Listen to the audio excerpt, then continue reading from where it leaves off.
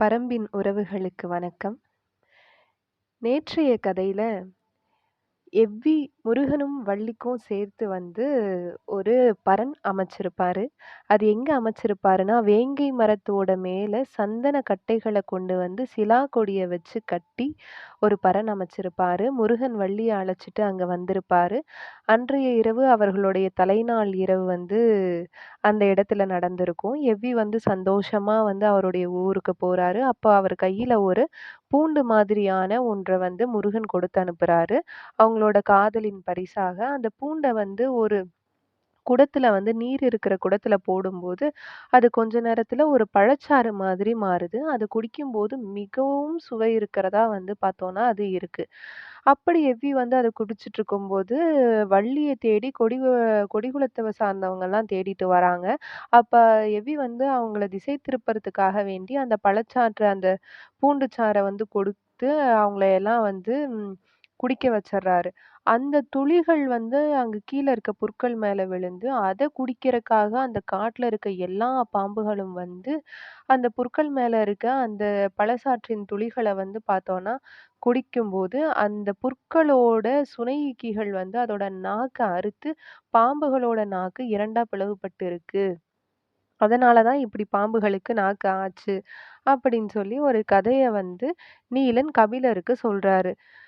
ஆ கபிலருக்கு பார்த்தோம்னா, தனைமயக்கி அப்படிங்கிற ஒரு மூலிகைய கொடுத்து அவருடைய கால் வலியை மறக்க செஞ்சு அந்த குடிலுக்கு கூப்பிட்டு வந்ததா நீலன் சொல்லுவாரு.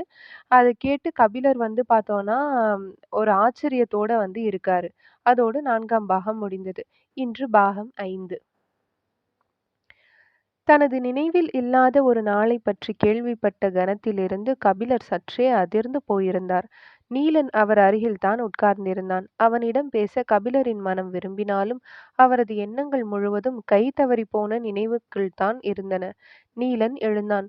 ஊர் பழையன் உங்களை பார்க்க வேண்டுமென சொல்லியிருந்தார். அவரை அழைத்து வருகிறேன் என்று சொல்லிச் சென்றான். ஊரின் மிக வயதான ஆணை பழையன் என்றும் வயதான பெண்ணை பழைச்சி என்றும் அழைப்பது வழக்கம். அதே யோசனையில் இருந்த கபிலர் தான் உட்கார்ந்திருக்கும் மரப்பலகையை விரலால் கீறிக் கொண்டிருந்தார். எவ்வளவு அகலமான பலகையாக இருக்கிறது! இது என்ன மரம் என்று அதை உற்றுப் பார்த்தார். அவரால் கண்டறிய முடியவில்லை. அந்த பெண் சிறு மூங்கில் கூடையில் நாவற்பழங்களை கொண்டு கொடுத்தாள். அதை வாங்கிக் கொண்ட கபிலர், இது என்ன மரம் என்று கேட்டார். திரளி மரம் என்று சொன்னாள். திரளி மரம் இவ்வளவு அகலமாக இருக்குமா? இது நடுபாகம்தான். அடிபாகம் இன்னும் அகலமானது. எங்களது குடிலில் இருக்கிறது. வந்து பார்க்கிறீர்களா? கபிலர் பதில் ஏதும் சொல்லவில்லை. திரளி மரம் பற்றிய பழம்பாடல் ஒன்று நினைவுக்கு வந்தது. தன் மனைவியுடன் இருந்தாலும் அழகியை நேசிக்க எந்த ஆணும் தவறுவதில்லை. அதேபோல சேர சோழ பாண்டிய வேந்தர்கள் மூவரும் தங்களுக்கு என தனித்த மரங்களை அரச சின்னங்களாக கொண்டிருந்தாலும் மூவருக்கும் பிடித்த மரமாக திரளி மரமே இருக்கிறது என்று சொல்கிறது அந்த பாடல். அதற்கு காரணம் யவன வணிகத்தின் திறவுகோலாக திரளி மரம் இருப்பதுதான். யவன நாட்டோடு வணிக தொடர்பு உருவாகி பல தலைமுறைகள் உருண்டோடிவிட்டன. இன்று அது உச்சத்தில் இருக்கிறது.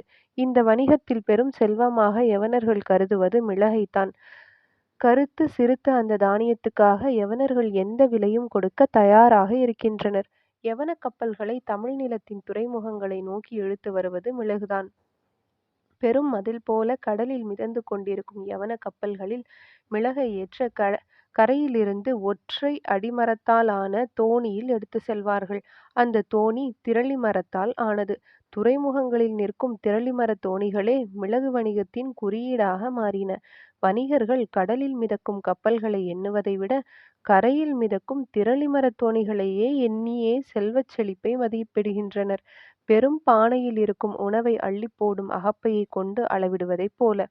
யவன வணிகர்களுக்கு இப்போது எல்லா கணக்குகளும் மிகத் தெளிவு. நூற்றாண்டுகளுக்கும் மேலாக சிறந்து விளங்கும் இந்த வணிகத்தை அவர்கள் துல்லியமாக கணக்குகளின் மூலமே அளவிட்டனர். தேர்ந்த மாலுமிகளால் செலுத்தப்படும் கப்பல்கள் 40 இரவுகளும் 40 பகல்களும் கடக்கும் தொலைவை கொண்டுள்ளன. மேலை கடற்கரை என்பது அவர்களின் கணக்கு. திரளியை ரோசி என்றே அவர்கள் உச்சரித்தனர். பேரியாறு, காவிரியாறு, பொருணை நதி என 3 நதிகளின் முகத்துவாரத்தில் இருந்த மூவேந்தர்களின் துறைமுகங்களில் எத்தனை ட்ரோசிகள் நிற்கின்றன என்ற கணக்குகள் நைல் நதிக்கரை நகரத்தில் எழுதி பாதுகாக்கப்பட்டன. நீலக்கடலுக்கு அப்பால் விரிந்து கிடக்கும் நாடுகளை வணிகமே இணைத்தது.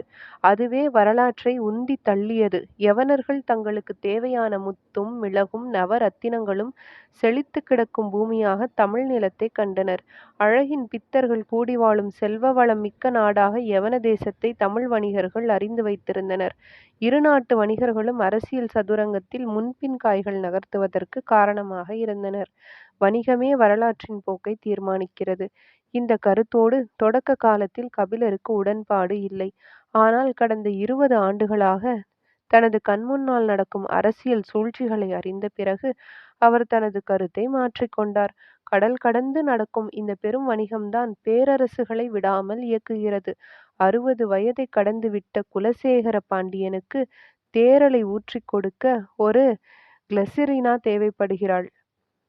கடற்பயணத்தின் தொலைவும் கப்பல்களில் ஏற்றப்படும் பொருள்களும் பெருக்கெடுக்கும் லாபமும் கணக்குகளால் கண்டறியப்பட்டிருக்க வணிகமும் கணிதமும் பேரரசுகளின் இரு கண்களாயின. மழை கொட்டி முடித்த ஒரு நண்பகல் நேரத்தில் கொற்கைத் துறையில் நின்ற கபிலர் கொந்தளிக்கும் கடல் அலையை பார்த்து கொண்டிருந்தார். அப்போது அவரை கடந்து போன யவன வணிகர்கள் ட்ரோசியை பற்றி பேசியபடி சென்றனர். திரளியை யவனர்கள் இப்படித்தான் உச்சரிக்கின்றனர் என்பதை கபிலர் அன்றுதான் கேட்டறிந்தார். பெரும் வணிகத்தின் திறவுகோலாக இருக்கும் திரளி இங்கு படுத்து உறங்கும் பலகையாக கிடக்கிறது. அதுவும் இவ்வளவு அகலமான திரளி மரம் செல்வத்தின் பெரும் குறியீடு அல்லவா?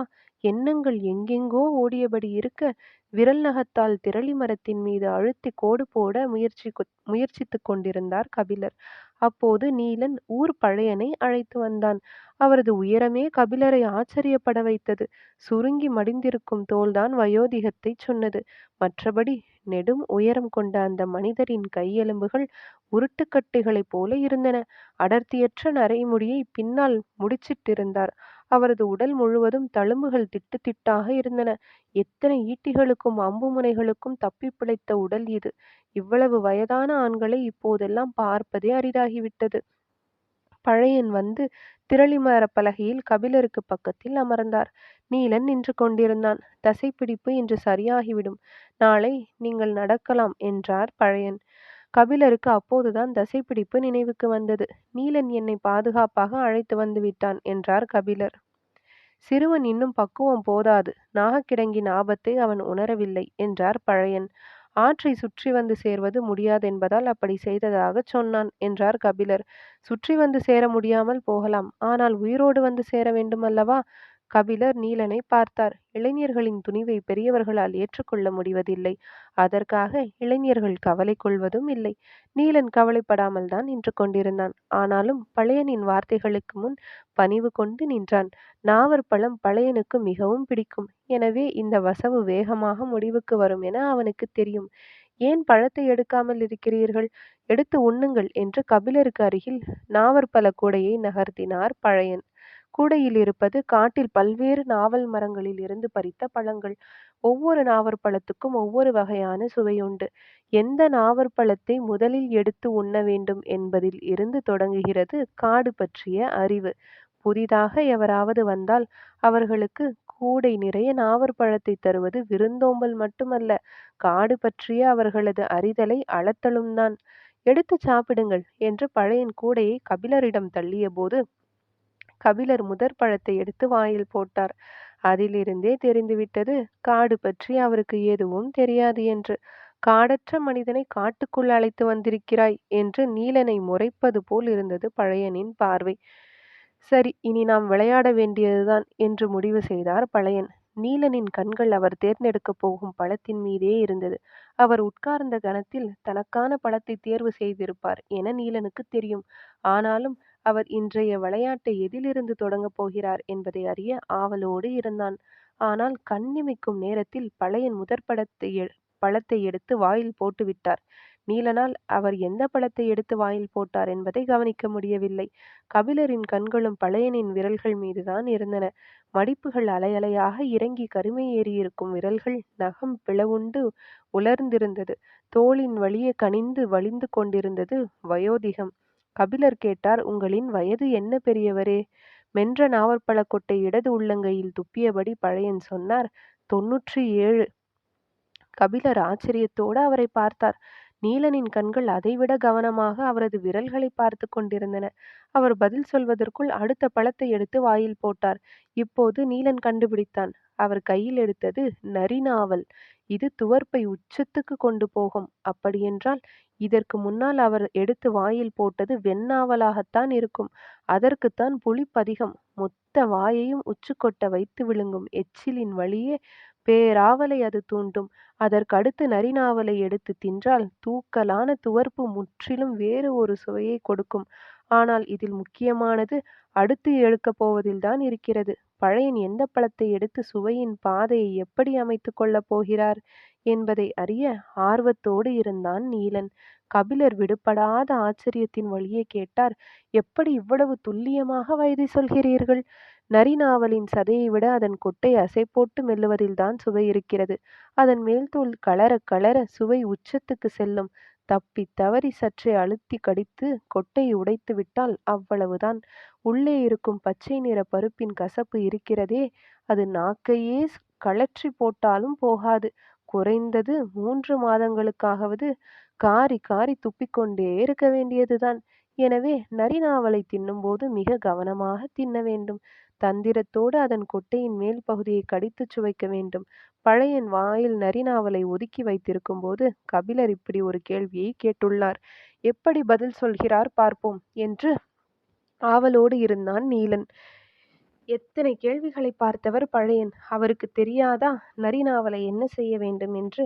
தாடையின் ஒரு பக்கவாட்டிலிருந்து மறுபக்கவாட்டுக்கு நரியை பக்கவுமாக அணைத்து ஓடவிட்டு கொண்டிருந்தார். துவர்ப்பின் சாறு உள்நாக்கில் இறங்கிக் கொண்டிருந்தது. கண்களாலேயே கபிலரை பொறுத்திருக்கச் சொன்னார். என்னென்ன வித்தைகளை காட்டுகிறான் கிழவன் என ஆச்சரியத்தோடு பார்த்து கொண்டிருந்தான் நீலன். நன்றாக மென்ற கொட்டை இடது உள்ளங்கையில் துப்பிவிட்டு கபிலரை பார்த்து, என்ன கேட்டீர்கள் என்றான் பழையன். வயது 97 என்று எப்படி துல்லியமாக சொல்கிறீர்கள் என்று மீண்டும் கேட்டார் கபிலர். பழையனின் கைவிரல்கள் கூடையில் இருக்கும் பழங்களை கிளறி 3 பழங்களை எடுத்தன. நீலன் அவர் எதை எடுத்திருக்கிறார் என உற்று பார்த்தான். உள்ளங்கை சற்றே மூடியிருந்ததால் சரியாக தெரியவில்லை. பழையன் கபிலரை பார்த்து, மேல் மலையில் இருக்கும் குறிஞ்சிச் செடியில் 2வது கணுவில் பூ பூத்திருக்கும் போது நான் பிறந்ததாக என் தாய் சொன்னாள். கடந்த ஆண்டு அந்த செடியில் 10வது கணுவில் பூ பூத்திருந்தது என்றார். சொல்லி முடித்ததும் தனது கையில் உள்ள பழங்களை வாயில் போட்டார். அப்போதுதான் நீலன் கவனித்தான், 2 நீர் நாவலும் 1 கொடி நாவலும் அதில் இருந்தன. துவர்ப்பேறிய வெற்றிலையில் சுண்ணமும் தெக்கம்பாக்கையும் சேர்ப்பதைப் போலதான் இது. இந்த சேர்மானம் தரும் சுவைக்கு அளவில்லை. துவர்ப்பை அதன் முனையில் தட்டிவிட்டு வேறு ஒன்றாக்கும். கனிகளின் சுவையை நாம் எந்த வழியில் எந்த சேர்மானத்தோடு அழைத்துச் செல்கிறோம் என்பதுதான் முக்கியம். ஒவ்வொரு வழிக்கும் ஒவ்வொரு விதமான வாசமும் வண்ணமும் உண்டு. பழையன் துவர்ப்புக்கு அடுத்து சிறுநாவலை எடுத்து இளங்காரத்தோடு முடிப்பார் என்றுதான் நீலன் நினைத்தான். ஆனால் அவரோ சட்டென வேறொரு சுவைக்கு தவ்விக் குதித்து விட்டார். அதுவரை நீலம் ஏறியிருந்த அவரது நாக்கு செவல் நிறத்துக்கு மாறத் தொடங்கியது. நீலன் அதிர்ந்து போய்தான் நின்றான். பழையன் தனது நாக்கால் மேல் உதட்டை தடவியபடி பேசியதற்கு காரணம் இருக்கத்தான் செய்தது. நெல்லிக்கனிக்கு அடுத்து குடிக்கும் முதல் மிடறு நீர் நெல்லியால் அறியப்படாத சுவையை நாக்குக்கு தந்து முடிப்பதைப் போலத்தான் இதுவும். நாவற்பழத்தின் அடர் கருநீலத்துக்குள் இருப்பது ஒரு சுவை அல்ல, சுவைகளின் பேருலகம். கணக்கில்லா கனிகள் தொங்கும் மரத்தில் தனக்கான கனியை தேர்வு செய்யும் பறவையைப் போலத்தான் பழையனும். நீலன் ஆச்சரியப்படுவதைத் தவிர வேறு வழியில்லை. கபிலருக்கு ஏற்பட்டது ஆச்சரியமல்ல, அதிர்ச்சி. அவர் மனதுக்குள் பழையன் சொன்ன கணக்கு சரிதானா என்பதை எண்ணிக்கொண்டிருந்தார். 12 ஆண்டுகளுக்கு ஒரு முறை பூக்கும் குறிஞ்சிப்பூ, 2வது கணுவுக்கும் 10வது கணுவுக்கும் இடையில் இருக்கும் கணுக்களின் எண்ணிக்கை, முன்னும் பின்னும் மீதி இருக்கும் ஆண்டுகள் என எல்லாவற்றையும் மனதுக்குள் கணக்கு போட்டுக் கொண்டிருந்தார். 97 என்று பழையன் சொன்ன கணக்கு மிகச் சரியானது என அறிந்தபோது கபிலர் ஏறக்குறைய உறைந்து போனார். கணிதம் கடலிலும் கப்பலிலும் மட்டுமல்ல, காட்டிலும் கணுக்களிலும் இருக்கிறது என்பதை ஒற்றை செய்தியில் விளங்க வைத்தான் பழையன். ஆனால் கபிலரால் விளங்கிக் கொள்ள முடியாத எத்தனையோ விஷயங்கள் அங்கு நடந்து கொண்டிருந்தன. தான் எடுக்கப் போகும் நாவற்பழம் கொண்டு தனது காட்டு அறிவு கணிக்கப்படும் என்பது அவரால் கற்பனை செய்து கூட பார்க்க முடியாத ஒன்று. எடுத்த உடனே பூநாவலை எடுக்கும் ஒருவரைப் பற்றி சொல்ல என்ன இருக்கிறது? இரவு கஞ்சி குடிக்கும் முன் இருவருக்கும் தும்முச்சி சாறு கொடுங்கப்பா என்று சொல்லிவிட்டு போனான் பழையன். அது என்ன சாறு? எனக்குத்தான் கால்வலி சரியாகிவிட்டதே, பிறகு ஏன் தர வேண்டும் என்று விடாமல் கேட்டுக்கொண்டிருந்தார் கபிலர். நீலன் சொன்னான், நீங்கள் காட்டுக்கு புதியவரல்லவா, அதனால்தான். நானா காட்டுக்கு புதியவன்? குறிஞ்சி நிலத்திலேயேதான் எனது வாழ்வின் பெரும் பகுதியை கழித்திருக்கிறேன். அந்த துணிவில்தான் நான் பாரியை பார்க்க தன்னந்தனியாக மலையேறத் தொடங்கினேன் என்றார். மனித வழித்தடங்களின் வழியாக நீங்கள் காட்டை அறிந்திருப்பீர்கள். இது மனித வாசனை படாத காடு. ஒளிவிழாத இடத்துக்குள் நுழைந்து செல்ல வேண்டும். பல வகையான பூச்சிகள் இருக்கின்றன. அவையெல்லாம் கடித்த பிறகுதான் உங்களால் உணர முடியும். அதன் பின்னரும் உணர முடியாத பூச்சிகள்தான் இந்த காட்டில் அதிகம். எனவே இதை குடித்தால் மட்டுமே நல்ல உடல்நிலையோடு மலைக்கு மேலே செல்ல முடியும். தற்காப்புக்கு மிக தேவை. நீலன் சொல்லிவிட்டு போன சிறிது நேரத்தில் அந்த பெண் சிறு குவளையில் சாறு கொண்டு வந்தாள். அதை குடிக்கும்போதுதான் கபிலருக்கு தோன்றியது, மூவேந்தர்களாலும் பாரியை நெருங்க முடியாது என்று பாணர்கள் மீண்டும் மீண்டும் பாடுவதன் அர்த்தம். பாரி வருவான். 5ஆம் பாகம் முடிவுற்றது.